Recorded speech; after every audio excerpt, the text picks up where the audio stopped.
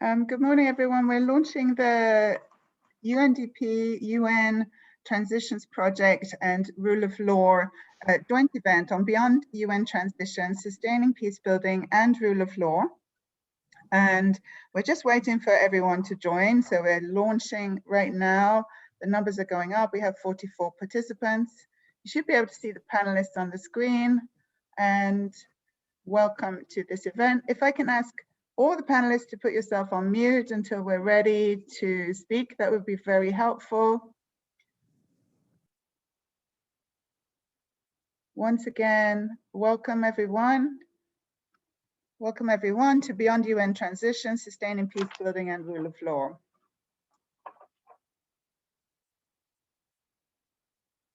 We'll be starting in just a moment.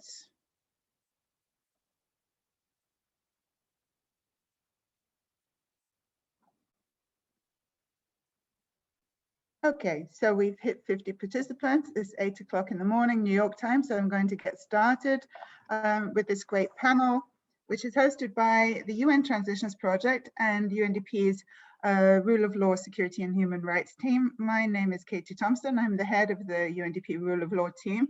Have a strong interest in transitions because it's a major part. Rule of law forms a major part of the work we have to do during transitions processes. But what we're going to do today is speak in general about the importance of developmental approaches to managing transitions and how we work together as one UN system to try and make those as effective as possible. Our interest obviously is in establishing the conditions for a sustainable peace and development, and from a UNDP point of view, putting frameworks in place that support ultimately progress on the SDGs. We are going to talk today in a panel style. We hope that it will improve the flow of the conversation, and we really encourage active participation from the audience in the chat function here. We'll be monitoring that, and we'll try to ensure it's all a little bit free-flowing and without too many formal presentations. There'll be a few polls for audience participation. We encourage you to answer, even if you don't feel like you really have the answer, please just have a go, because it'll just help us gauge the level of understanding and thinking out there. And we want this to be as productive as possible for everyone.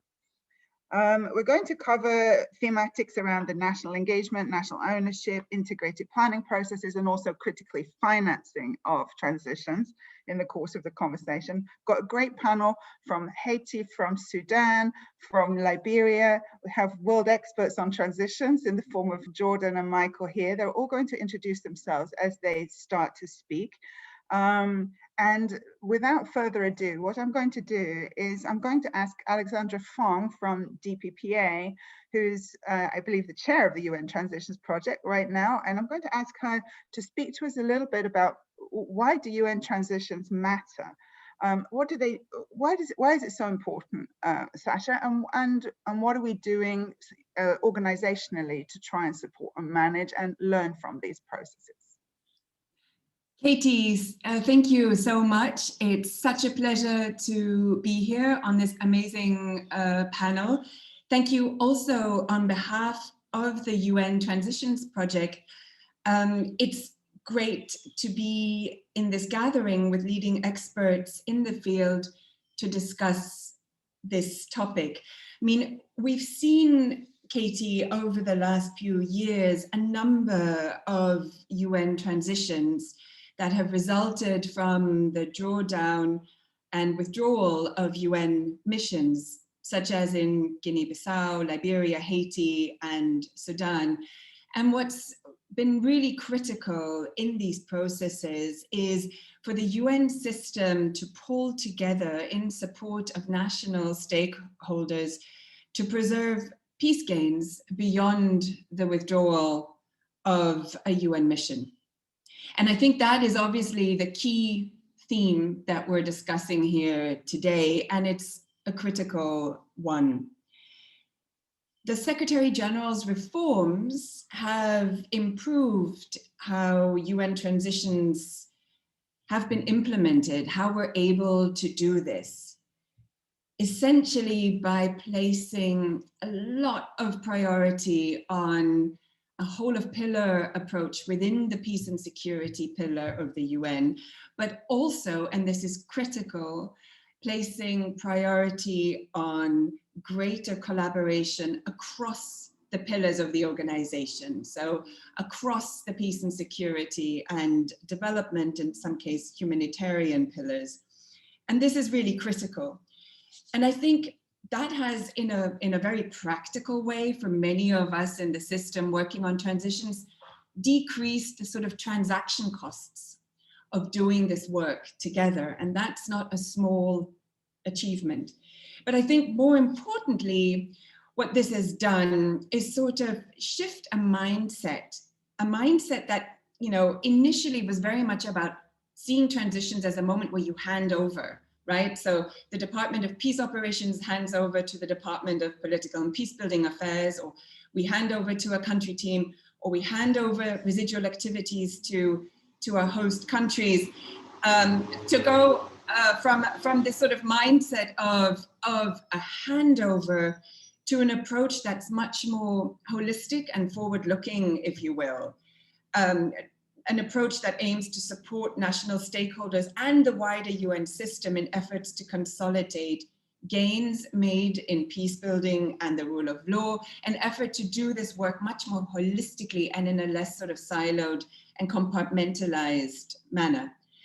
And leading on from this, I mean, one thing that has become really clear, one thing that we know, and Jordan is going to speak to this, I know, is that the way in which we work together, what we call UN integration, has been very closely linked to successful UN transitions. So, you know, the better we work together, the more successful we are in supporting these transitions. I'm really sorry for the background noise. And so in recognition, a number of entities in the system, and that's the Development Cooperation Office, DCO, the Department of Peace Operations, DPO, my own department, the Department of Peacebuilding and Political Affairs, and UNDP have sort of banded together, have joined forces since 2014, implementing the UN Transitions Project. And this is a project, it was quite innovative, it was quite exploratory when we started, it's gained a lot of traction. It's a project to essentially help us better plan and manage transitions. We've got 4 kind of concrete objectives through this project, which is to ensure these more integrated and forward-looking approaches I mentioned, and enhance the prospect of more durable peace in countries transitioning, and to do so by providing direct country support to UN missions and country teams, providing training to our colleagues in the field, developing and capturing lessons, because we do now have quite a few experiences under our belt and we need to get better at analyzing and capturing those lessons, and critically to strengthen partnerships, because this is really, if anything, it's a partnership effort. And partnerships, of course, within the UN system, but also critically beyond. And so with those quick words, back to you, Katie, and really thank you so much. And I really look forward to hearing the views and perspectives of the colleagues here and our audience members, because I think it'll really enrich the discussion on this super critically important agenda. So thank you so much. Back to you, Katie. Thanks very much for that. We're going to now turn to our audience and check everybody's awake with a poll here, which is going to appear on the screen. And we hope when you take a look at the poll, just click the thing that occurs to you to be the most important element. It's a poll around national engagement. As we're doing that, I'm going to mention, of course, we're working on the rule of law, security and human rights part of transitions as well, with DPO largely, but coordinating a whole group of rule of law entities across the UN system under what's known as the global focal point for rule of law, which is in a way a sort of sibling project to the transitions project for us to plan and engage together on these complex issues around policing reform, justice reform, the continuation of support to rule of law, and so on. Very similar trends to those that Sasha has highlighted within the general challenges of transition planning. I hope you've got the national engagement poll there in front of you. We haven't. There's no right or wrong answer here. It's just to gauge your interest in this. Please have a go and we will be able to see the results shortly. So what we're going to do in the course of the rest of the conversation is talk a little bit about country experiences, but also how support through dedicated surge expertise and analytical expertise through the Transitions Project and dedicated joint planning support through the Global Focal Point can support and contribute to the on-the-ground efforts. Now, this is by no means a way of just advertising headquarters-based systems. It's really about saying, well, what works and what doesn't work in these systems at the country level. We want to hear really strong reflections on how headquarters can also do better. So let me just check whether the poll is done and whether we have the results there. If the technical people could just signal to me if that's done. Yep, there we go. Okay, national engagement. National engagement in and ownership of UN transition process is critical because it enhances the prospects that, and the majority of you have emphasized peace building work, the continuation of critical peace building work. I find it interesting that the security vacuum hasn't been highlighted, in particular in the light of the next question, which I'm going to ask, which is really around how we manage transitions in the context of broader political transitions that are often happening as a UN mission is exiting. Because the security vacuum is really, high risk, and I've seen that myself when I was working with Christiana in Liberia. I think that Jos is going to talk a little bit about that from Sudan perspective. But thank you, very interesting poll results there. And it's great to see how you're thinking about this issue yourselves. Jos, you had a little bit of a advance notice there of my next question. You've been working together with the leadership of the UN in Sudan. Maybe you could introduce yourself and tell us a little bit how that process has been going within the context of the broader political transition within Sudan, how that has helped or hindered the thinking, in particular with regard to peace building, which the audience is clearly very interested in. Yes, thanks, Katie, and good to be here. And yeah, let me introduce myself. I'm the deputy with UNDP Sudan, country office in Sudan. Although I think the pullover reveals that I am currently not in Sudan at the moment, but I am on home leave in Belgium. But it's a good to be here. And yes, let me maybe elaborate a little bit on the context of Sudan, which in this transition framework is quite an interesting one, because once that in 2019 there was a new transitional government in place, there was a lot of discussion of whether the peacekeeping mission, the UNAMID mission in Darfur, would actually have to be phased out and actually be transferred into a kind of a more political mission. So what actually happened was that the UNAMID mission, the Chapter 7 kind of peacekeeping mission, was phased out into a Chapter 6 political mission, who would not only focus on Darfur, but actually would focus on the whole of Sudan. So quite an interesting process, not just about phasing out a peacekeeping mission. Well, it was about phasing out a peacekeeping mission, but at the same time, preparing for a new mission. So the mandate of UNAMID ended December 2020. And the mandate of UNITAMS, the political mission, started January 1st, 2021. At this moment, there is a little bit of a phasing out of UNAMID's last remains activities in Darfur, and everything will actually be finalized in June. So, but what is probably quite interesting to say, and actually, like you already hinted, somehow the poll that actually was just done is quite interesting to that regard, because one thing that actually most of the observers in Sudan warned against was, if UNAMID would depart, what would then be the security implication in Darfur? Given that UNAMID left and finished its mandate early 2021, we noticed immediately that there was a relapse of violence happening. And it looks like it's quite a serious one, not one of a one-day, let's say, event, but it looks like there is a potential that this violence will remain for a while, especially also to see what happened in Chad with the president a couple of weeks ago. Having said that, the whole question of how to then absorb the potential of security to the population is been quite of a concern, not only to the UN, but to the government, to the local authorities and civil society in Darfur.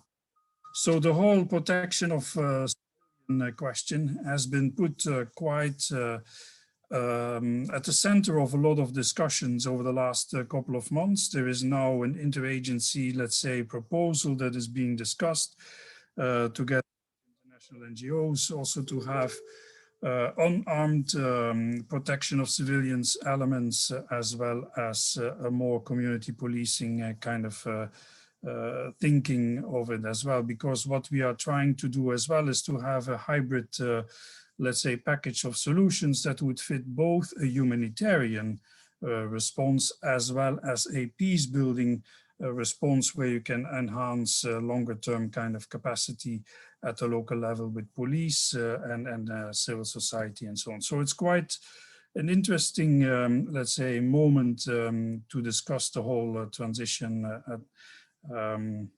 in Sudan. Let me maybe pause here to see whether there's something you want me to highlight a little bit more. Maybe one last point with regard to the mission setting and so on. What is interesting is also that the UNITAM's mission, the political mission, has mainly a political mandate and is not intended to be, let's say, operational like UNAMID was, but is looking to the UN country team for, let's say, the operational arm of its mandate in itself, the mandate which focuses on peacemaking, peace building, and also the political transition of elections and constitution making and so on. So to that end, the interaction of UN country team and mission is quite an important one. This integrated work that we are often referring to is quite an important one that we are really trying to make work. And so far, I think it's going extremely well, because everybody is starting with a new, let's say, dynamics into that. But like I said, let me maybe pause here a little bit to see whether there's anything you would like to emphasize a little bit more.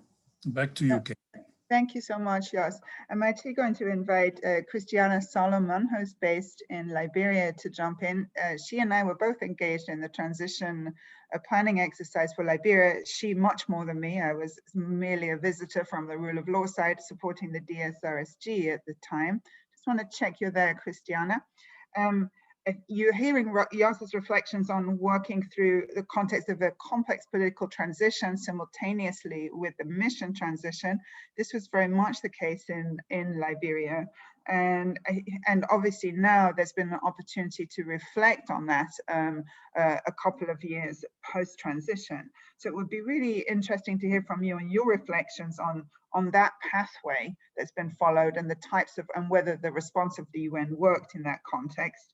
And if you want to think, comment a little bit on how, whether we're too UN centric, whether you felt we got the national ownership of that pathway right, that would be really useful also.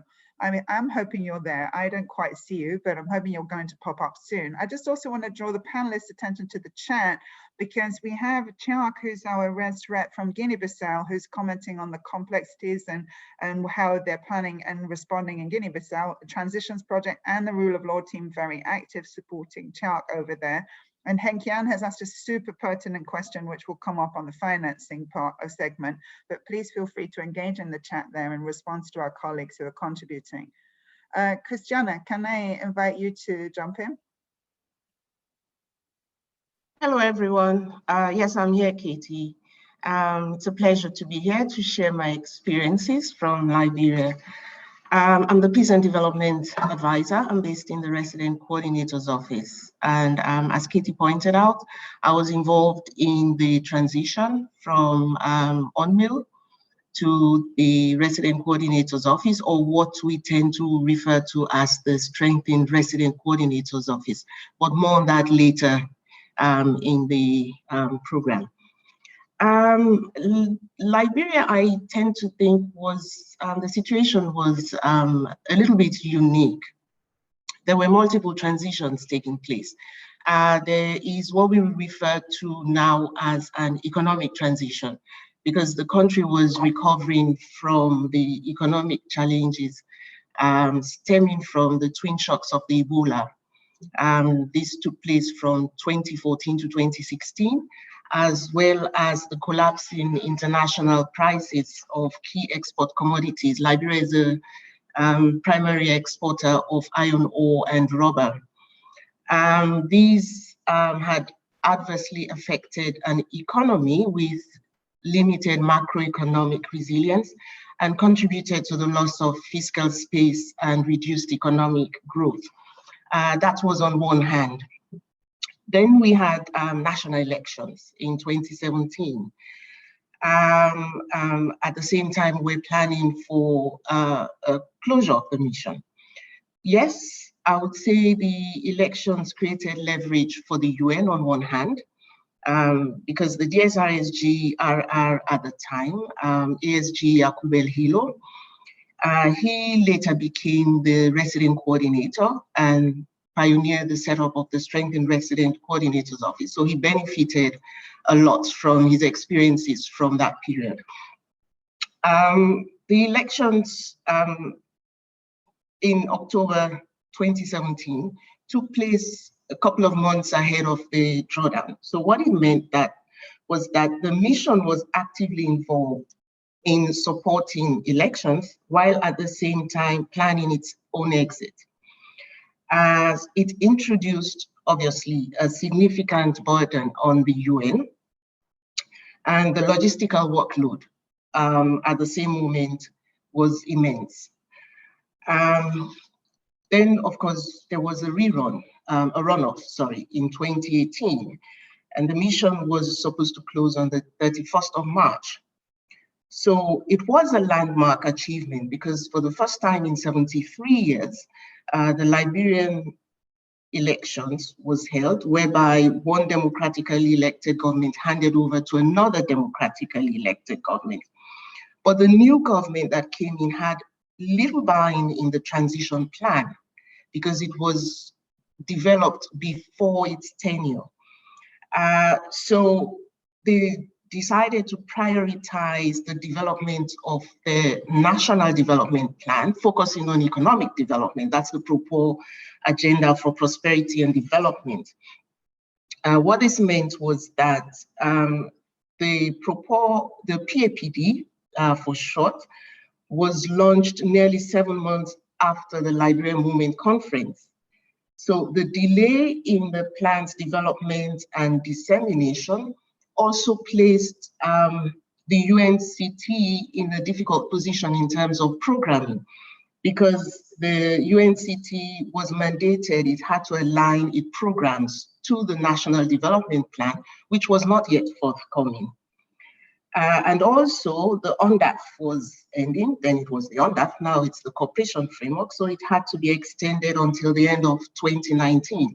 So it was a little bit difficult on the UNCT in terms of programming. But one thing I would suggest is that, based on my experience, a double transition of election and mission drawdown should be avoided if possible. That a mission drawdown should be conducted and spaced out from the elections, because of the twin burden, which we find sometimes difficult to accompany, and also to allow a newly elected government to acclimatize to the new changes. One other thing that happened was that unintended, on the side of the UN because of the drawdown and the entry of a new government. The Liberians felt that the UN or the UNMIL was abandoning Liberia. And which means that in hindsight, our communication strategy needed to have been stronger. So this is where the phase came from, that UNMIL was leaving, but the UN is staying.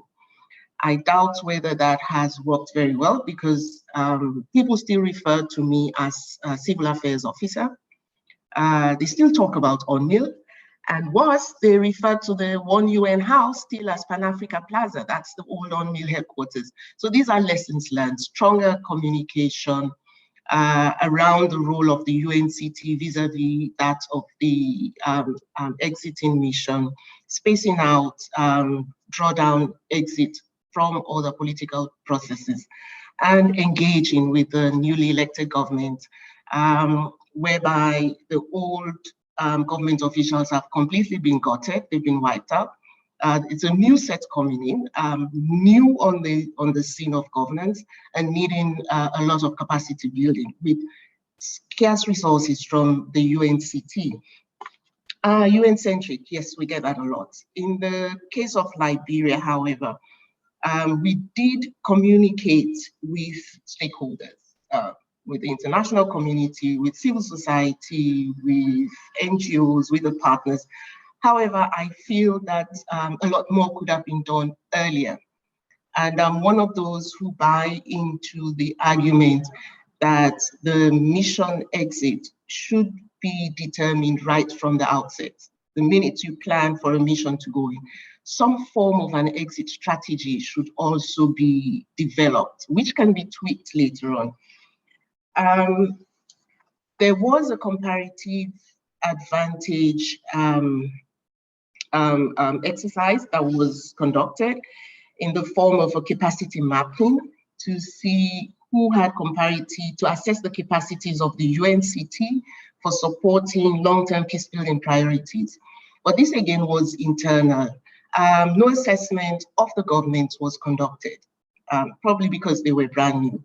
That would have helped, I presume, if they would have allowed us to assess their capacities, as well as that of civil society or NGOs to see how the mission was being reconfigured. I'm hesitating to use the word handover. That was another challenge because the UNCT felt they were being burdened with residual tasks of the mission. So yes, the UN needs to do more in terms of reconfiguring and working more closely with national government, regional entities. In the case of Liberia, the reach out to ECOWAS and UNOWAS, I must not forget, was welcome. They provided political support, outreach, and I think this should be considered going further. Over to you, Katie.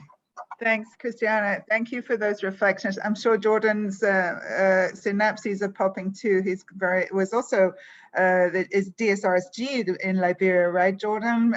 In the mission before the one that exited. So we look forward to hearing your reflections on that. I mean, the perspectives of the population looking at the UN system in the context is really important. And thank you, Christiana, for flagging that. I'm actually going to turn to Stephanie, who's in Haiti, to talk to pick up on those themes. The transition is in a sense a complicated one in Haiti. There's been different arrangements that have been put in place over time, and it's been a long history of different formations of missions to address different problems in Haiti. Now, from this perspective of the UN-centered nature of how we plan, it must be in your context. So it'd be great to hear a little bit from you. We have 5 minutes left on this segment. It'd be great to hear a little bit from you on the national ownership part and planning in a context of political turmoil and transition. Thanks so much, Katie, and hi everyone. It's a pleasure to see familiar faces, not just on the panel, but also among the attendees. As Katie said, I'm Stephanie Zabel. I'm the Deputy Rep of UNDP in Haiti. And I've, in one way or another, been able to work on the various transitions of the UN in Haiti going back to 2013 until now. 2013 when the condition-based consolidation plan was presented to the Council, and now where we have a special political mission, BNU. And I can maybe, I don't want to, repeat anything that has already been said, but it's really interesting to see some of the similarities of what Joss mentioned, as well as Christiana, around the challenges of engaging meaningfully with national stakeholders when there is a very fluid political context. And for a number of reasons, whether because there's a process of reestablishing national priorities, either outgoing or incoming leadership around elections, and at the same time, as we're very dynamic as the UN, being able to ensure that there's consistent messaging with our partners. And I think as UNDP and development actors, we tend to have relatively sustained engagement with our national counterparts, especially at the technical level, making sure that we are all as a UN family equally aware of what's happening with the transition, facilitates communication with national counterparts, and also eases the planning process, particularly when it comes to programmatic engagement.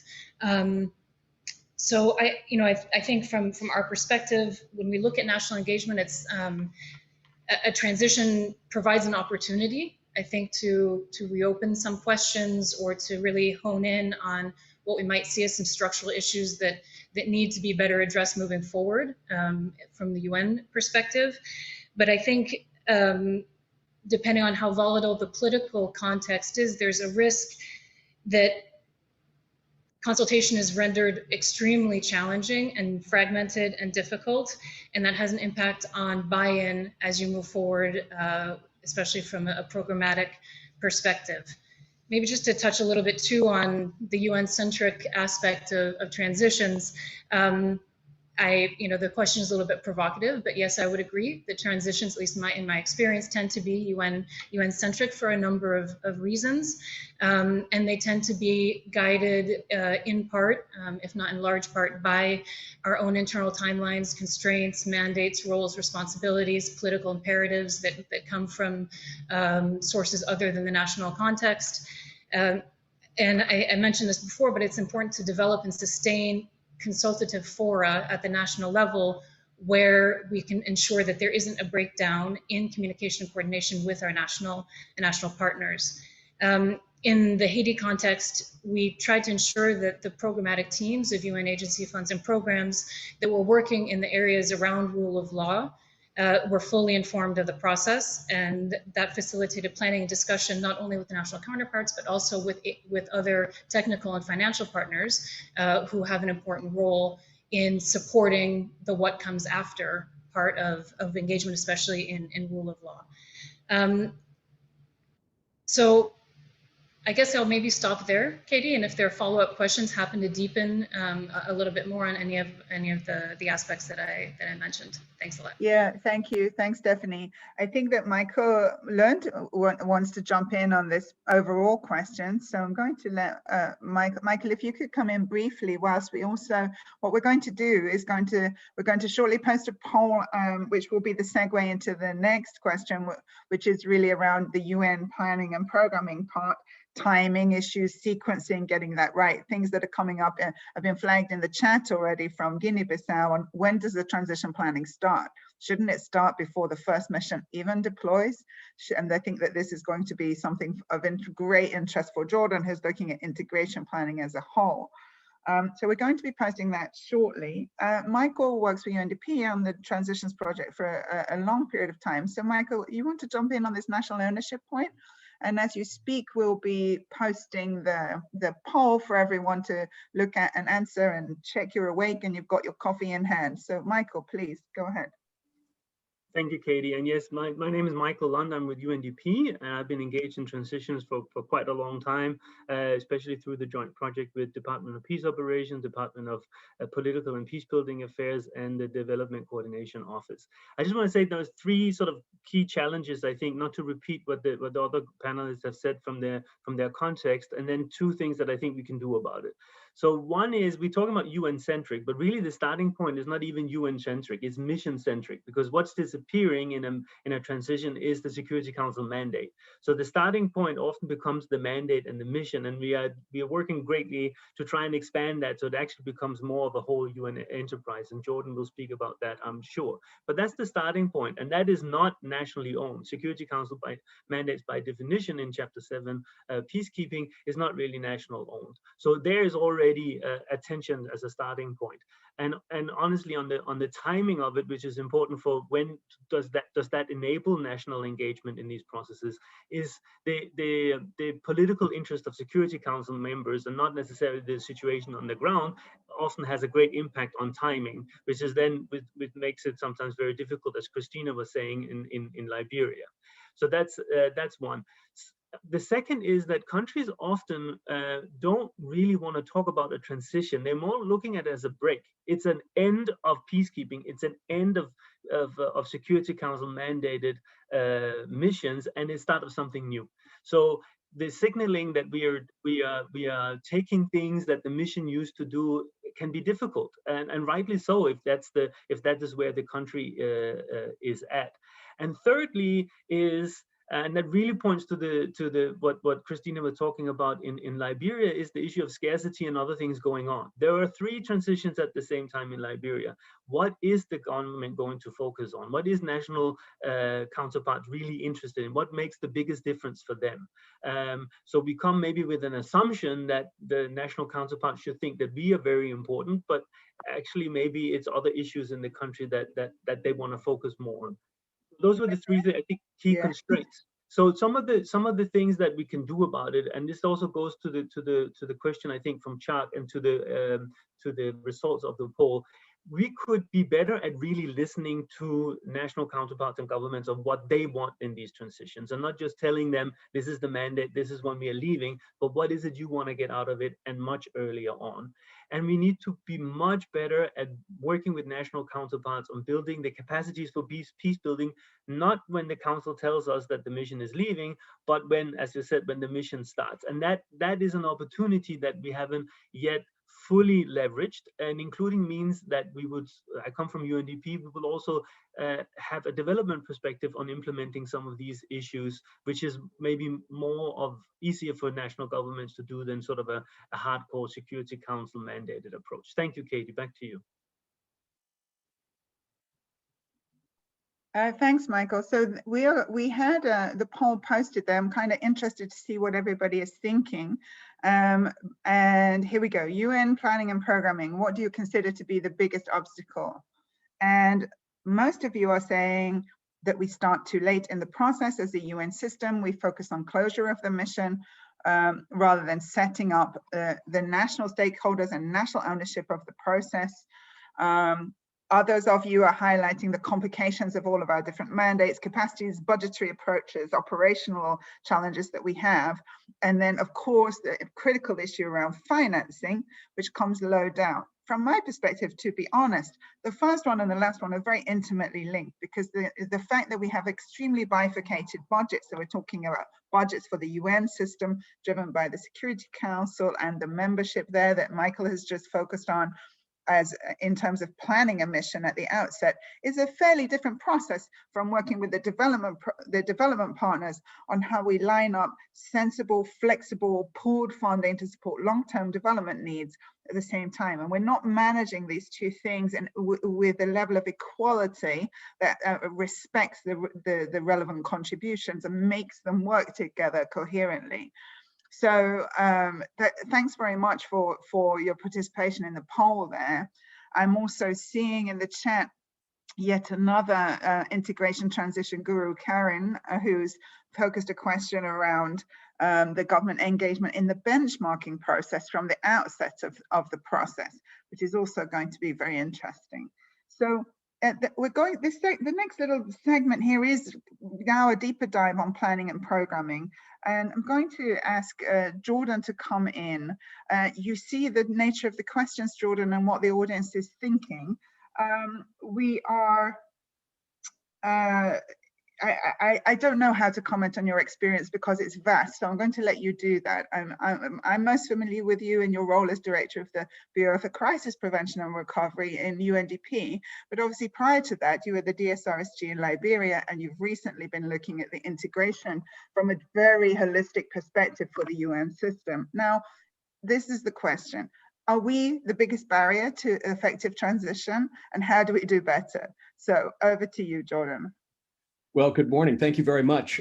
You're right. I'm Jordan Ryan, retired from the UN, but while I was in the UN, I had the pleasure of working both with UNDP and the then DPKO, including as the DSRSG in Liberia. So it was great to hear so much from Christiana about the situation in Liberia. I also worked after retiring from the UN with the Carter Center and was focused on the election, the 2017 election. So had lots of experience. But more recently, Katie's right, I've been leading a small team that reviewed what's called the Integrated Assessment and Planning Policy, the IAP. UN, we loved our acronym. So you'll hear about the IAP, but it was a policy put together in 2013 that in a sense tried to mandate more integration through planning policies.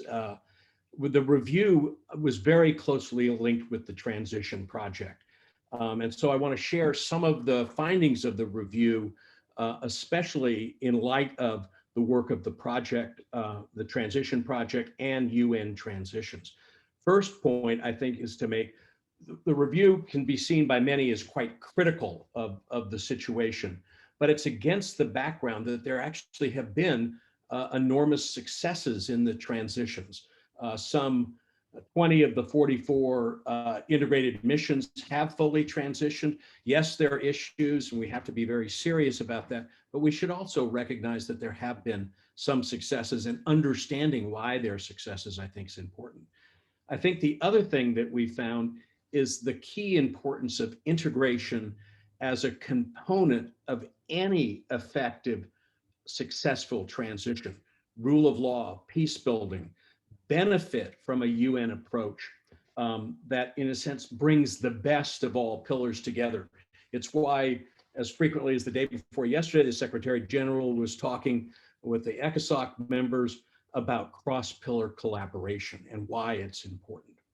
I think the other thing that we heard a lot is pragmatic approaches are much better and much more effective than kind of thinking only about principles. And we heard it from many that what happens best is what happens at the field level. And when the field is empowered to actually listen to and respond to the needs of the beneficiaries of the UN.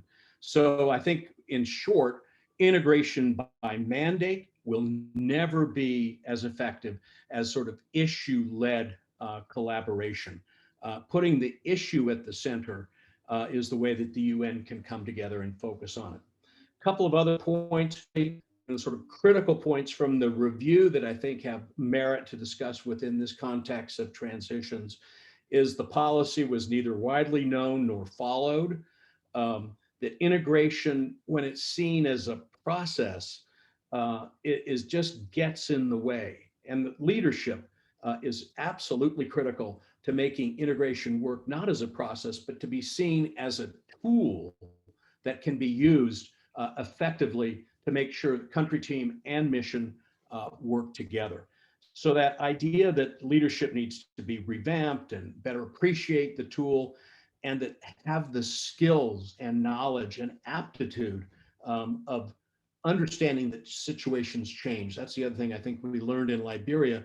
Early on when I was there, actually Alan Doss, the then SRSG, set up a team to look at transitions. That was 2007, 2008. I didn't see it continued when other SRSGs took it on. Obviously, it became a point much later. So that idea of sort of consistency and kind of building on the experience of transition, I think is quite important. The other thing that we found from our review, monitoring and evaluation of integration has just not been done. So it's a lesson, I think, that we all know, that we talk about it, we think it's important, but it's not really carried out.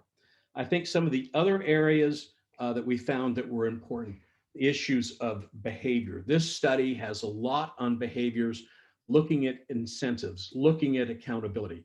And to make transitions successful, I think both country team and the missions have to really reframe how they look at issues of incentives and accountability. We found often, unfortunately, a lot of talk about working together. Agencies, funds, and programs speak about their strong commitment to the Secretary General, but what do? They often go back into their own silos and do their own thing. So that really has to be worked against. Final point, I think, is that it's very important that there be an intentional, well thought out process that employs integration as a tool for the foundations of a successful transition.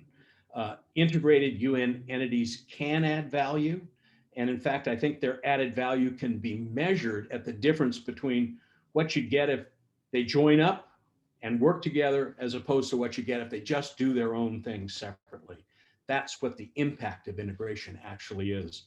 And finally, I think it's the collaborative advantage of the UN, especially in this time, when there are challenges of pandemics, challenges of threats to democracy, challenges on gender and poverty and climate change. If the UN isn't bringing its human rights components, its view on gender, its ability to work on peace and security and development, human rights and humanitarian together, then we're just not ready for the 21st century. Thank you.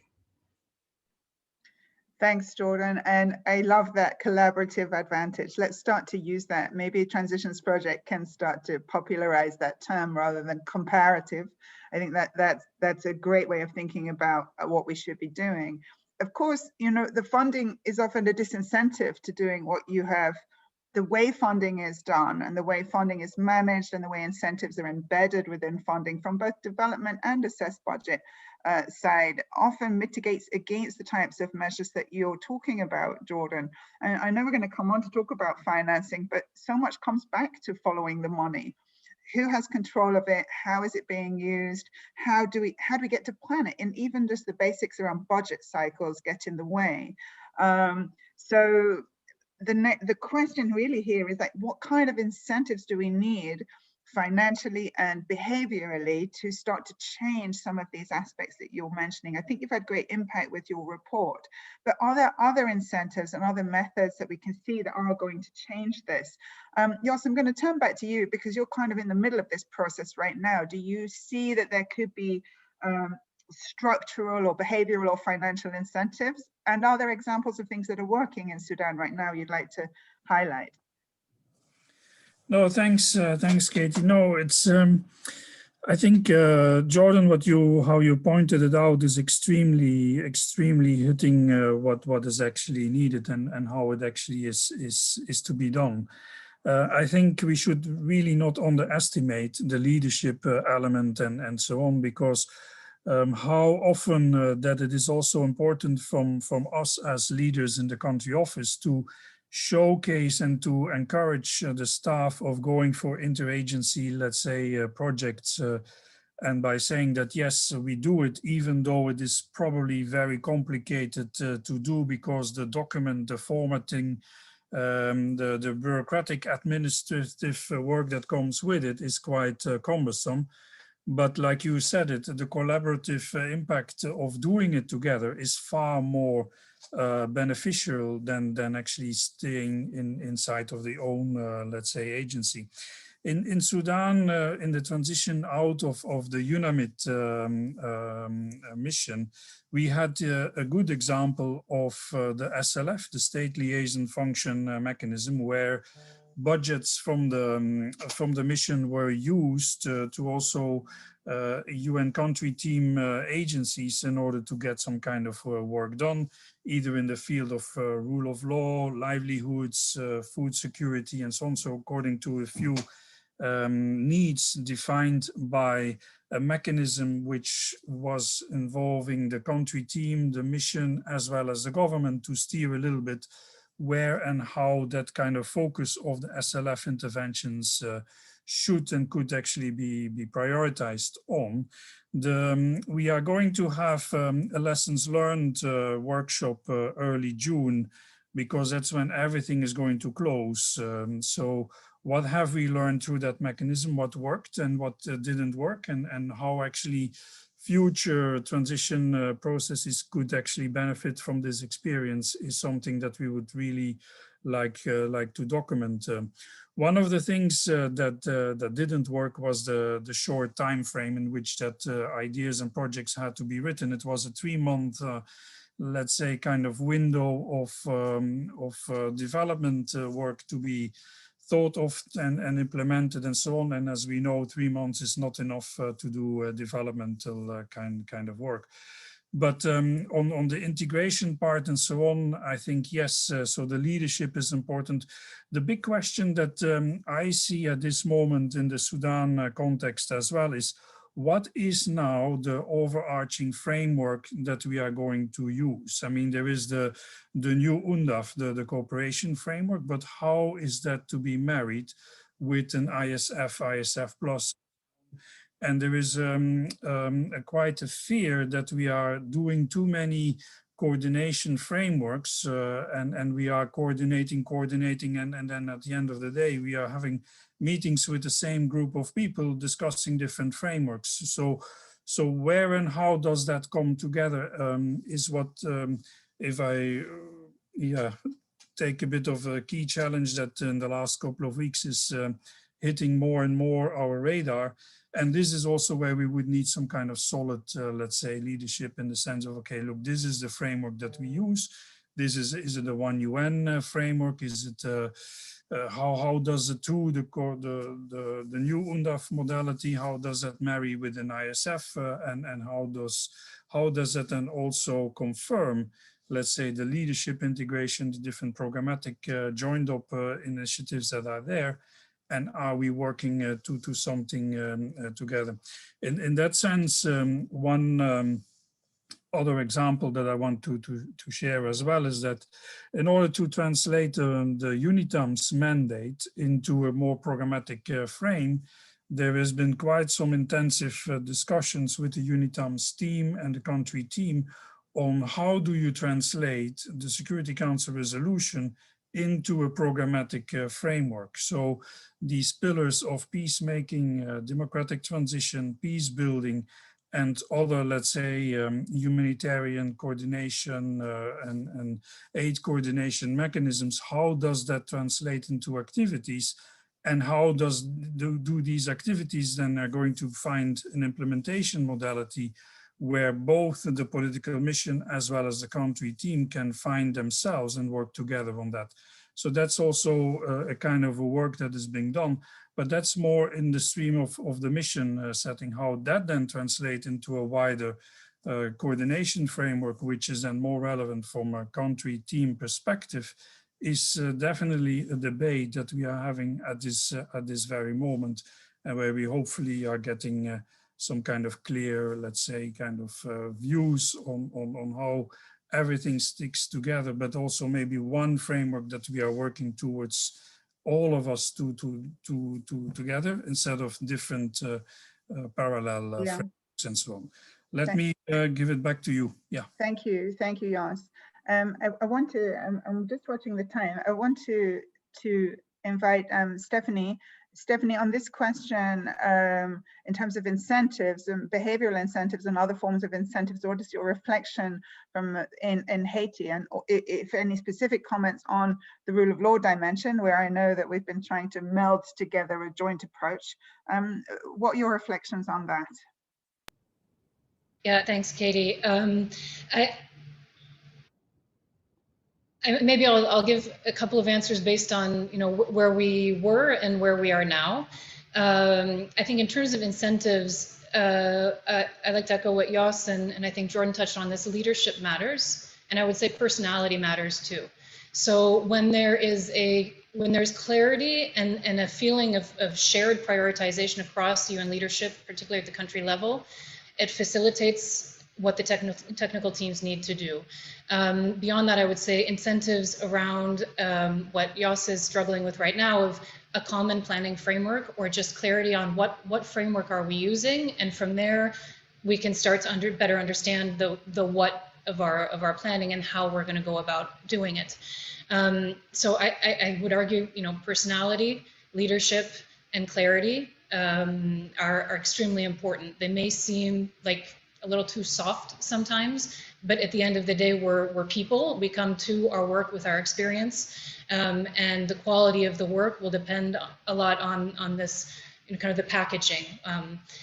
So just to echo those aspects, I think, at least from a country office or a country level perspective, feeling that headquarters takes into consideration what is happening in the country at the moment that planning is happening is also important. That's an incentive to remain engaged in a process, and also to trust the guidance that's coming from headquarters. And I'm talking broadly speaking, not linked to any particular entity at all, but just that this feeling that there is a mutual understanding and respect of the dynamics that all sides of the house are dealing with. I think feeling that buy-in is a strong incentive. I think available funding for transition programming is a key incentive. And that maybe links me a little bit to where we are now in Haiti around rule of law transition programming.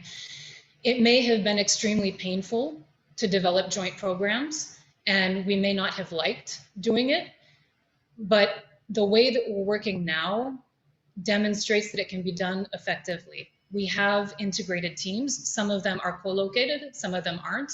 I won't get into kind of the devil being in the details of how and if and when and co-location and reporting lines and all of the stuff that I think people who have been involved in transitions know that come up. But the way that we're working now, I think, demonstrates that it is possible. And having the incentive of having to develop a joint program for available resources really facilitated that. And here in particular, I'm talking about peacebuilding funding, which greatly helped us figure out how and what we were going to do together. Happy to deepen if you'd like me to, Katie, but I'll stop there. Thanks.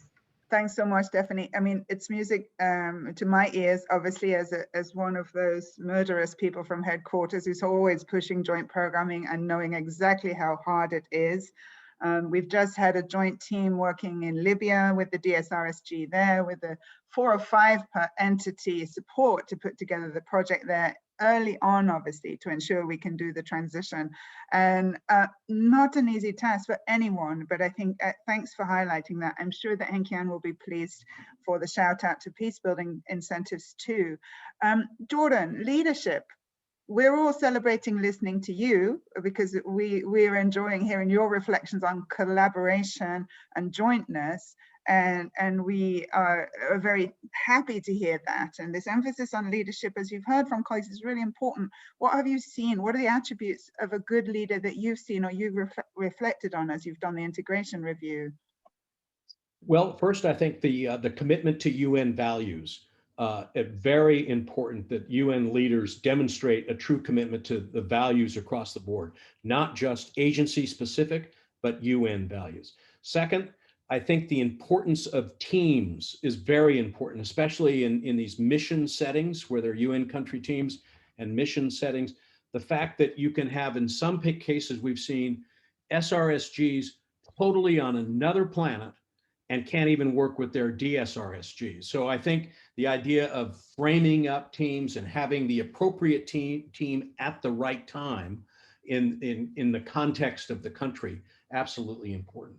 I think the third thing mentioned before, issue of accountability.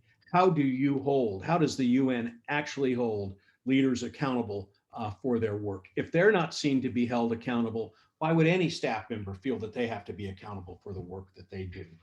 The issue, I think, of communications, leaders' communications. I've seen really good UN leaders able to listen to, not just dominate conversations, but listen to country, sort of NGOs as well as government, but also, the sort of citizens, but also listening to UN staff members and their concerns. And the final point, I think, is the issue of really focusing on the needs. That issue, the idea of putting issues at the center is a way of joining together the UN. So the enthusiasm of leaders I think that the UN actually is relevant, can be relevant, is something that can hold the system together in kind of these times of trouble when there's so many that are, really showing that they don't want the UN to be a player. So I think leadership clearly important, but it's how the leaders act, how they communicate, how they engage, and how they involve their own staff in making things work. Thank you. Thanks so much, Jordan. Actually, it's very inspiring to hear you talk about these softer skills as well as the values component. And I think that obviously often underplayed in our system, but the accountability part obviously it's a harder element, but it's really a harder element that's speaking to the soft skills that deliver that. And be very interesting to see how our system can adapt, especially as our management systems are pretty different actually across the UN system, particularly in the context of the development reforms. Obviously, that's also changed again. So I really hope that we can see this strong emphasis on soft skills as a result of your review. It'll be particularly helpful. We're going to move to the harder part, which is around financing.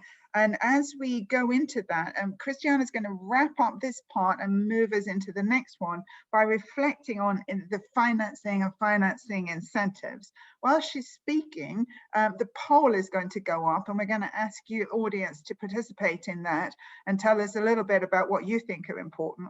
And then I'll pass to Michael, who's got some interesting perspectives on this. Christiana, tell us about financing and financing incentives in the context of Liberia. And colleagues, you should all have the poll on screen now. I'll start with the withdrawal of the UN mission from Liberia, which is an ongoing debate in Liberia. There was obviously an upward surge in economic activity as a result of the deployment of the mission. MSA local portion was spent in Liberia, local mission procurement, the retail, hotels, locally hired staff, wages were paid. So it created an artificial bubble, in my view. With the drawdown and exit, there's several negative consequences we've been noticing. And depending where you stand, as far as the government is concerned, on Mills drawdown and exit, considerably hampered the economy. So we're being practically blamed for everything, for the sluggish economy. There might be some truth in it, but the economy was already weak. And as I stated right at the beginning, the macroeconomic outlook was definitely not rosy. There is among the general population, there is also the perception that the negative consequences undermined. One of them was the tax exemptions, which undermined the resource mobilization efforts of the government. And again, most of the funds that were spent here, there is again an argument that most of it went to foreign entities. Those who are familiar with Liberia know that the business traders here are Lebanese or Indian. So the perception that there was a lot of outflows which did not directly benefit Liberia is ongoing. There's still a lot of complaint about that. But the financing aspect, one thing that we did in the transition was to develop a peacebuilding plan. The peacebuilding plan was, it was meant to look at the configuration post-UNMIL and identify the residual tasks, peacebuilding tasks that needed to be financed. So the peacebuilding plan was developed in partnership with the government, and financing modalities were identified primarily through the PBF. However, the plan was split into two. Phase one was completely financed, However, phase 2, which was left to the government to take care of, was not financed. So that completely disintegrated and led to the government incorporating that aspect into its national development plan. So whenever we conduct assessments and ask about the implementation of phase 2 of the peacebuilding plan, we're told that it has been integrated into the national development plan. However, it is difficult to track what aspects of that component is being implemented. So it died a natural death after the mission withdrew. The transition plan, the way it was developed and the way it was circulated, gave the impression at the end that the UNCT, in the absence of assessed funding, was the plan was a resource tool, a resource mobilization tool. And this, the donors certainly were not willing to contribute to an additional transition plan, in addition to some of the areas they were providing funding for. So at the beginning, it was really difficult with the funding. Another financing issue was with the establishment of the Strengthened Resident Coordinator's Office, where I sit. An options paper was presented on the configuration of the mission post-UNMIL. 3 options were presented: establishment of a UNOWA satellite office and an OHCHR standalone office. Then there was a special mission office, and the third one was the Strengthened Resident Coordinator's Office. We opted for the Strengthened Resident Coordinator's Office, which established a peace and development unit and strengthened the capacity of the RCO in political analysis and advice, integrated planning, and risk management. Sounds very good. However, there was no predictable funding for the unit, which means that we have been mobilizing resources from friendly donors on ground, notably Norway, Germany, UK, and Ireland. And we're still mobilizing resources because there's still no predictable funding, even though we've been assured that one of the lessons learned going forward is that predictable funding should be available for transition settings. So that's my experience, a bit frustrating. Yeah. But over to you. Thank you. I think frustrating is the key word in this conversation, and actually this is why we're going to post the results here, and Michael is going to sum up our frustration, I believe. Then we'll be turning to Stephanie, who'll be we're going to touch on the issue of IFIs, international financial institutions, and how they help or don't help in these scenarios. And I'm hoping that Jos can touch on also the nexus and humanitarian development peace nexus and the implications for financing. So let's have a look at what you have to say. Okay, a pretty even split here. It looks, yeah, better coordination across HDP, humanitarian development peace areas, and the strengthened partnership around IFIs and bilaterals being critical. I guess government resource mobilization efforts are factoring lower, but obviously they're incredibly important. I mean, Christiana has been highlighting, the tax revenue obviously is one, and establishing decent tax revenue collection systems is one of the most important components of establishing the capacity of a national government to manage sustainable peace and to underwrite their development plan. So thank you for that. Thanks for the poll results, and thanks for participating, everyone. I'm going to ask Michael, can you sum up our frustration on finance for us and try and give us some positive lessons that would help us hone action going forward? Thanks, Katie. I don't think I can sum up all of the frustrations because we don't have enough time in this webinar. But I want to say 2 things. I think one point that Christina was made that she spoke about is direct impact of a mission on a country, whether it's real or perceived, is important to bear in mind. But I won't touch on that.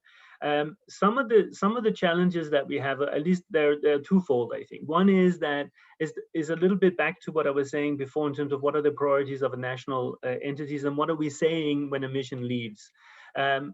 We could be saying, which is often the case, job done, everything is great, we don't really need to focus on peace building anymore. But anybody who's really involved in this area knows that the underlying peace building challenges will not have been addressed fully in the lifetime of a mission. So that needs to be we need to make that very clear, and we need not only from the UN side, but more importantly, working with partners, and especially the national governments, but also donors, to say that. Because what happens often is, in most cases actually, that when a mission leaves, while donor funding might go up for development purposes, it's development that is not really taking peace building into considerations as much as it should. So it's more the traditional socioeconomic development. There still is important needs, but there has been a steep decline in peace building funding from donors when a mission leaves, and that is a real risk, because risk of relapse into conflict is not an abstract, it's real. So we need to continue to have that focus, which doesn't always happen. One of the things I thought was interesting from the poll is that what comes out the highest is that we need to have better coordination internally in the UN. I actually think that we have been focusing too much on ourselves when it's come to financing, and less on incorporating peace-building priorities and national plans, carrying that forward. But we can do much more coordinating internally in the UN, making sure that, but there are structures and financial rules that makes that a little bit more difficult. But I think it's an opportunity for also missions or to not go out and say job done, farewell, but please work with the rest of the UN system as we are leaving, as we are reconfiguring the UN presence, to continue to support you. Because there is a messaging that leadership as an SRSG level can do, which is really critical. And I do think that the way that the leadership worked together in Liberia towards the transition process is a very good case of how they had these things very coordinated and closely worked on. So I think, just not to belabor the point, that remember that peace building is a priority, and to be honest, the international community also need to act as a whole of government approach. Closing a mission shouldn't signal a saving for donors. It should signal an opportunity to invest in peace building through development means. So if the political security side of a government can talk to the development side of the same government to increase the investment in peace building through development, that would really be helpful. Thanks, Katie. Back to you. Yeah, thanks, Michael. I couldn't agree with you more. And actually, now I think Stephanie is going to helpfully reflect on IFIs and any advice and reflection on how we work with that component, who are obviously also influenced by member states too and how they operate. So very important point. Stephanie, over to you. I see also you answered a question on incentives to work on gender equality and women's empowerment. So if you want to add that point in as you reflect, it would be, as you talk now, please do, to highlight for the whole audience. Thanks. Thanks a lot, Katie. Maybe before I get into the IFI component, I want to loop back to something that Jordan said around teams and leadership, and link it to what Michael mentioned. I think when senior UN leadership in a country have a shared understanding of how the different parts of the house work, it facilitates those conversations with the political and the development sides of our partner governments, donor governments, so that you can more easily show, okay, like you said, you're not reducing costs by closing a mission, you're actually opening up opportunities to invest in more structural issues as you move forward. It's a pitch. And it's a pitch I think that needs to be carefully structured so that it's consistent across all of us who need to have those discussions with donors. And I also think that the financial fallout, if we can call it that, of a transition depends on what kind of a transition. In Haiti, we had a very long drawdown process of MINUSTA to MINUJUST. So I think that gave us enough time to for development actors to absorb and for the government to absorb some of the things that were a little more natural. So I'm talking like civil affairs, some of the local governance work, even though we didn't call it local governance when we were in the mission. What became trickier was in the transition from MINUJUST to BINU, because it was the harder, more challenging, residual, maybe rule of law and security aspects that needed to find a home. And where there was greater uncertainty, and for a number of reasons, including the global financial environment, there was less uptake on the side of donors. So we did face a bit of a cliff. And with that, the consequences that come in terms of partnerships with national actors, our ability to sustain gains over time, visibility on what kind of program we were going to be able to do in the near, medium, and long term. So I think it's important to also bear in mind that the kind of transition that you're talking about as you know, across contexts.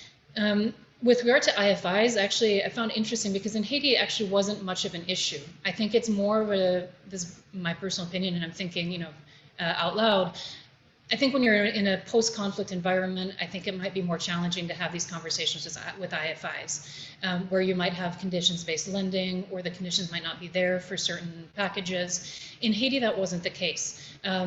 It's the operational environment has more or less been the same. We're not talking about a post-conflict setting in that sense. So while we didn't have, you know, either or, you know, any of the major IFIs here pick up on peace building financing, I think there was a shared vision of what the structural needs are, and I think that continues to be there, and that allows us to engage in a more, say, longer term conversation with the IFIs on how we can collaborate. Where I think we could maybe work a little bit better is, and maybe in the comments around Nexus, this will come up, but instead of having such a siloed approach to the analysis, the contextual analysis, and saying, okay, well, this is a humanitarian issue, this is a development issue, and this is a peace building issue, looking at what Bruno, our RC, calls the Gordian knots, and really forcing ourselves, because some of it is forcing ourselves to think very critically about the value added of the work that we're doing to address root causes of these different types of crises that are a manifestation of something that's broken, or that's something that's not working. So forcing ourselves to really hone in and to be much more critical on the what, I think will then open up space to have more strategic investment to tackle some of these longer term development issues that need to come out of a transition process. The question of gender, I think making sure that you have a strong gender analysis that underpins transition planning helps a lot. And it needs to become part of the DNA of the way that we do analysis. And, you know, we talk about mainstreaming, we talk about, you know, gender specific, yes and yes, but it just needs to become a habit, to be frank. The other thing is, when we have to then go into planning for our programs, frankly, the incentives that donors give us to make sure that we address gender issues forces us to think about, you know, whether it's an after the fact because we didn't do it in our analysis, or you know, if thankfully it was there in the analysis, it makes it easier to structure our interventions afterwards to ensure that the gender lens is taken into account. So I think those are two very pragmatic ways that we can, you know, try to ensure that, you know, the gender analysis and all of the gender specific thinking and actions are included in our work are there. Thanks a lot. Thanks, Stephanie. Really important reflections on that gender component there. Thank you. Jos, I'm going to ask you to jump in on HDP Nexus and the implications for financing. I think the underlying assumption of the question is that it's hard to get different actors from these different perspectives to agree, but what are the implications for financing? If you could hit that point. I just encourage you to stay pithy if you don't mind, because I'd like to bring in Jordan again to sum up on this segment and then to turn back to Sasha. So over to you, Jos. Yeah, thanks, Katie. No, look, I think this remains quite a big challenge. HDN Nexus and so on. It's nicely and academic can of course nicely work with the concept in itself. But one thing that is absolutely important is that this is quite actionable, concrete, very specific. If we cannot come up with these kind of suggestions of activities, then it will not work and it will not fly.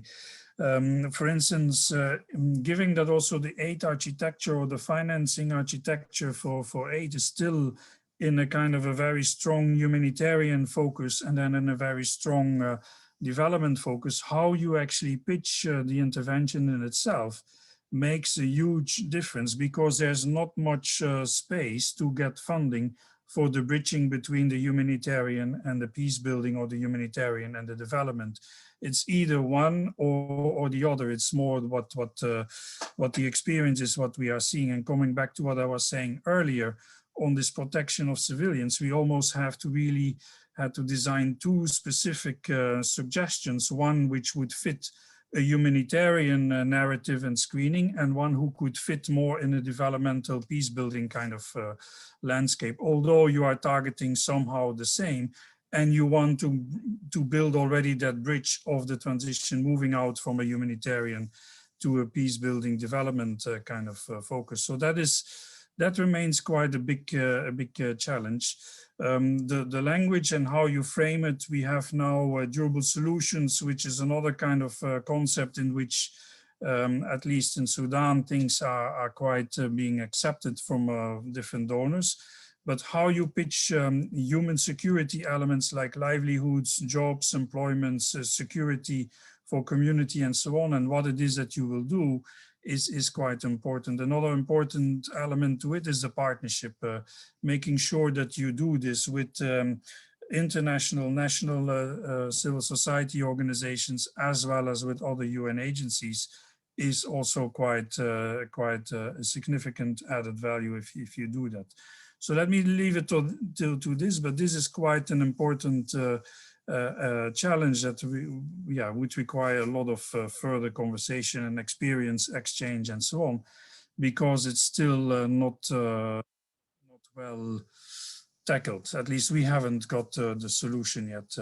When it comes to the IFIs, one additional element for Sudan is that we have a very strong family support, let's say, program which the World Bank is doing in order to help the government in its economic reforms, going away from subsidies to wheat and fuel and so on, in order also to help the country in itself to prepare it for the whole debt relief, the HIPIC and so on. So we can only hope that after the summer, September or somehow, there is a bit of attraction that Sudan can gain on in order to be more receptive and openable for kind of additional developmental kind of funding. But at this moment, it's quite a struggle, where there's a strong political will from the government to move out of the humanitarian and go into the developmental.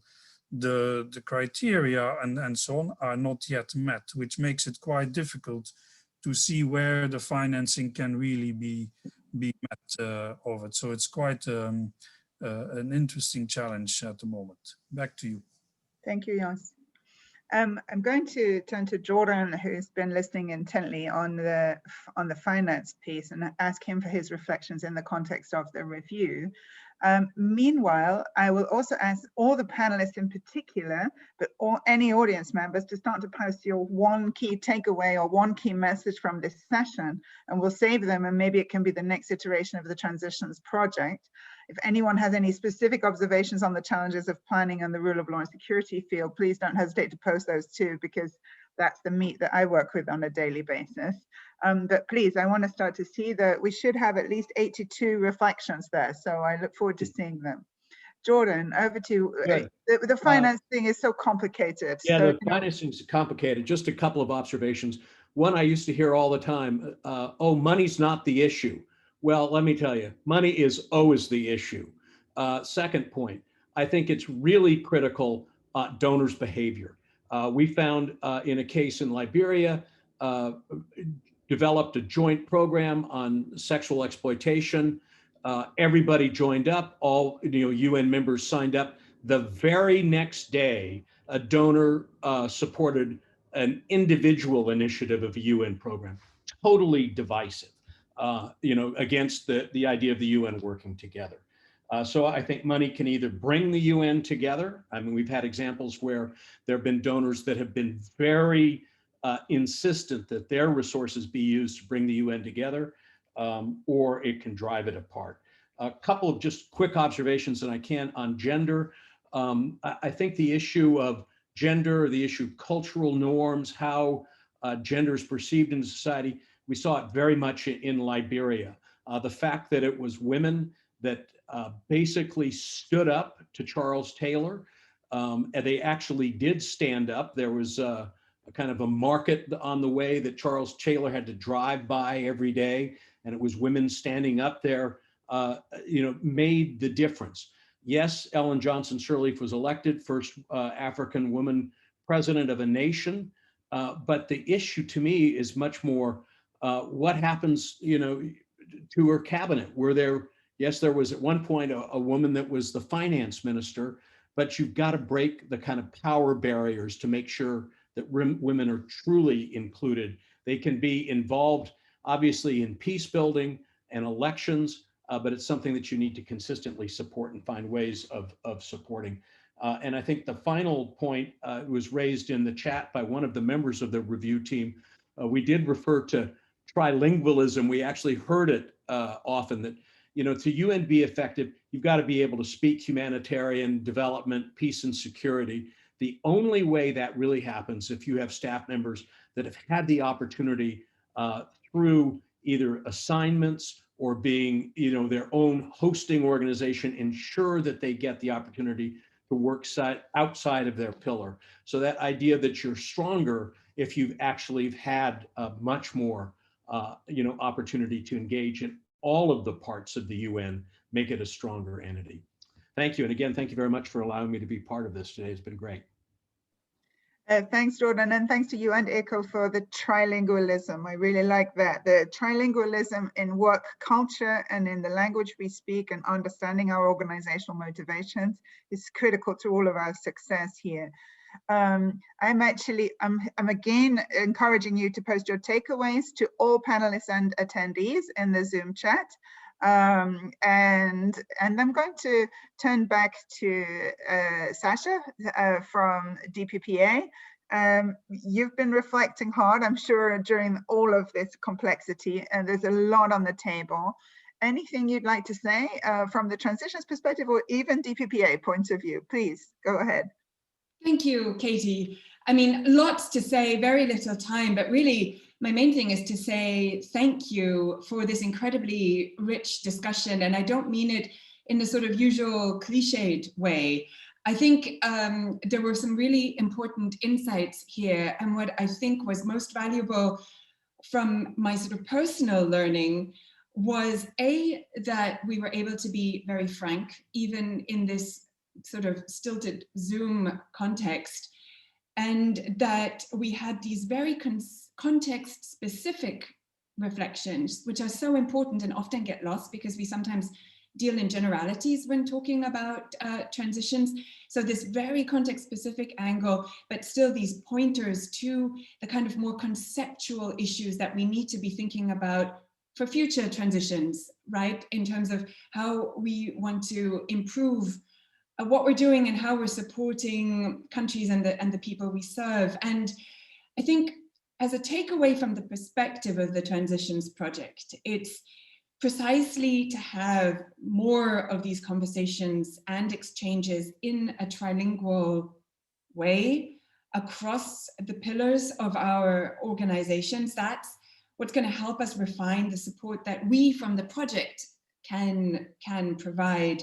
So we'll really be drawing, and several of my colleagues were on the call, of course, and we'll really be drawing on today's exchange to further reflect on areas that need further work and be very frank also about that. I mean, my personal takeaway is a little bit how to get get out of those silos that despite our best efforts, we still find ourselves in, to that true collaborative advantage. Because I think when the UN is able to show that and demonstrate that, we can do so much.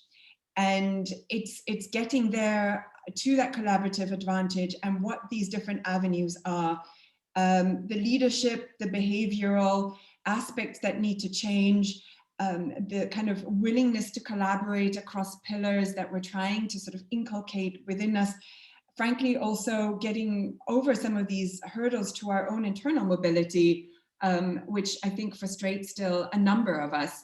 But it's really not just as a means, but a means to achieve this collaborative advantage. So how do we really get there?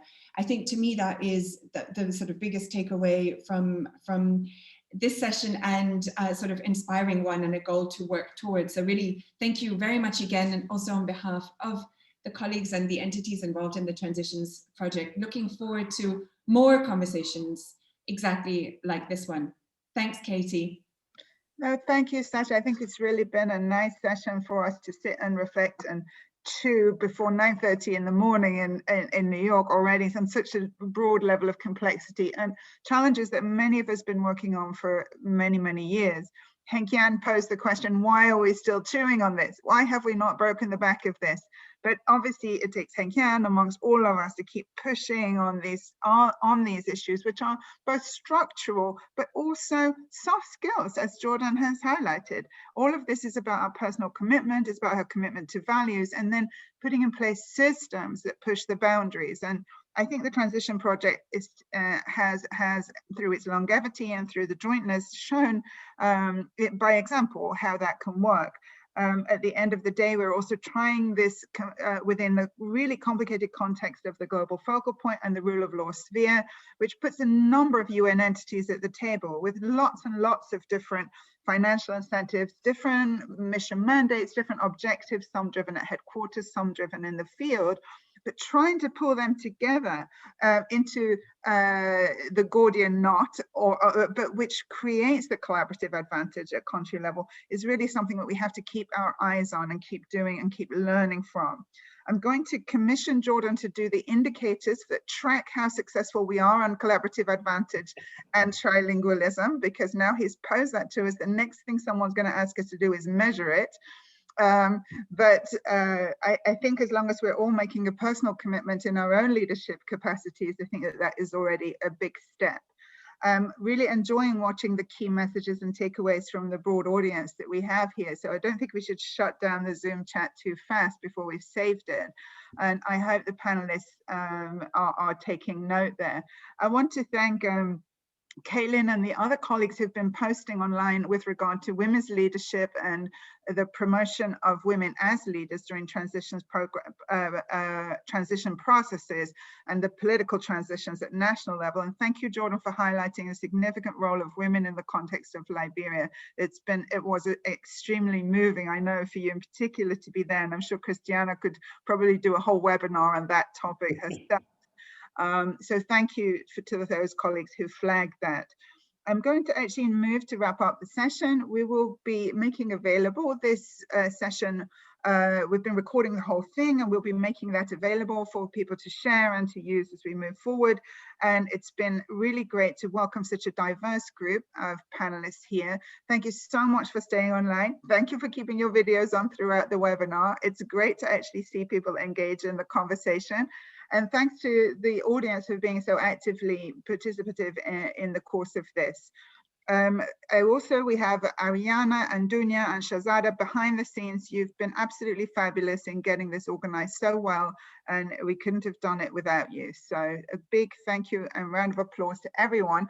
Dunya has actually done photographs of us all, so you'll be pleased to know, and we'll be sharing those on social media along with your key messages.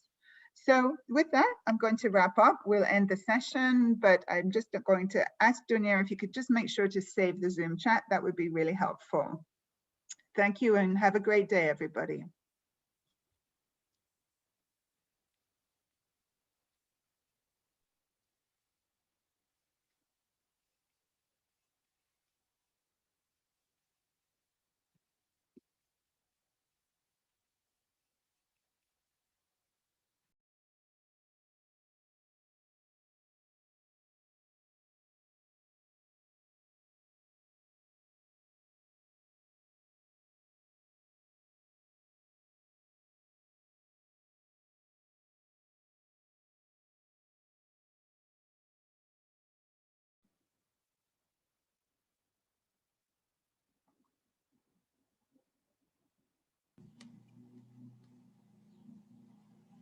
Great job, Katie. Thanks. I think we still have people online. I'm just waiting for, I have 18 in front of me.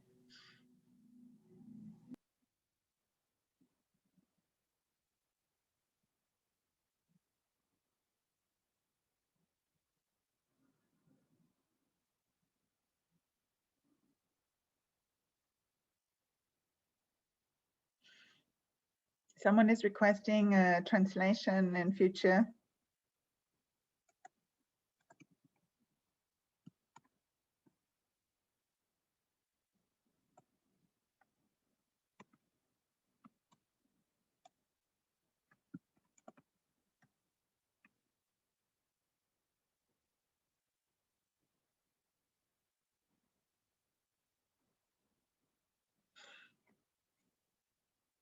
Dunya, has anyone ever done a sort of French summary of these sessions? Do you know? Ariana, you see the request there in the chat? For French speakers, yeah. They Do you want to answer there to Daouda Coulibaly? yes, I can write to Dawood. I cannot give a written translation, but we can consider having our events translated. Yeah, maybe you could do a summary. Yeah, we can do a summary as well based on the conversation that we had. Yeah. I was wondering about that. Otherwise, we still have 11 people there. Let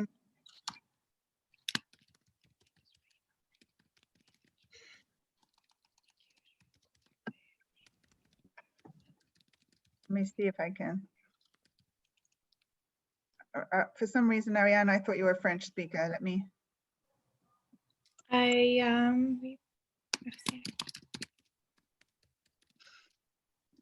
I can reply saying that we were pretty good. No, you did already. That's cool. Cool. perfect. So ça va. And All right.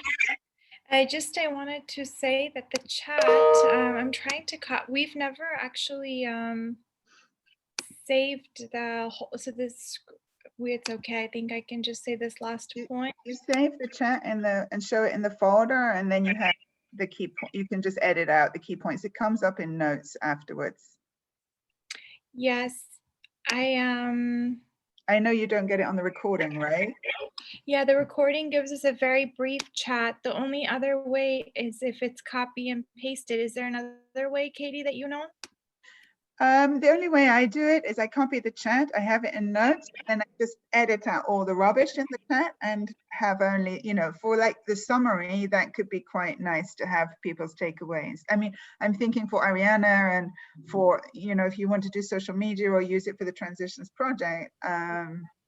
Yeah, I'm trying to, sorry. That's what I've done before as well. But I don't know if it's because I'm using a Mac. Ariana, can you try? When I'm copying pasting, it's not pasting. All right, so I can do. I have a meeting saved. I can just send it over to someone. Sure, and then we can edit it. Yeah. I can edit through it. I've also saved it, so hopefully I should also be able to email it to you now. Yeah, it comes as a text document, but it makes it pretty easy to edit. I'm going to send it to, who do I, Ariana and Dunya, I send it to the two of you? Yeah, you can. Sure. Yeah, if there's anything useful for Shazada, for us, for the rule of law, that'd be very, I saw a few things coming up there, so that would be great to have as well. And also for the GFP people. Honestly, this is one of the most interactive chats I've ever seen. That's why we only did it once before, because I was specifically asked. There was no Q&A, but this is impressive.